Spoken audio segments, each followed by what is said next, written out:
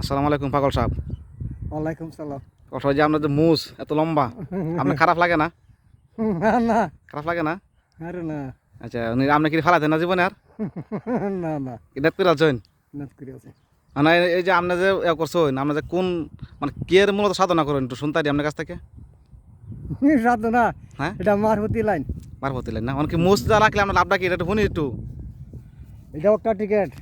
কি এর টিকিট একটু কহেন, আমরা একটু শুনতাম চাই একটু আপনার কাছ এই থেকে। টিকিট কাটতা আমরাও হলে এই লাইনে যাই আমরা। না তাই না, তোরা তো ফিরে রেছিস না যাবি কি বা চিনন তো লাগবো, শুনুন তো লাগবো কি আসলে বিষয়। ফিরে কাছে গেলে সে আচ্ছা ঠিক আছে, তরিকা লয় তারার কাছে গন যা, যারা তরিকা লইছো না। এই তো হ্যাঁ, মানে আমরা কইলে তো আমরা বুঝি বিষয়টা, বুঝতে হয় না, আমরা তরিকা লইলাম গেরা কি বিষয়টা কোন লাগবো তোর বুঝাই লাগবো আমরা একটু।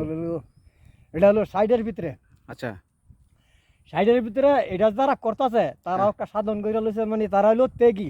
আচ্ছা তারা কিন্তু দুনিয়ার লোভ লালসা নাই, শুধু ও। আল্লাহর জিকির আছে। আচ্ছা আচ্ছা ঠিক আছে, ধন্যবাদ।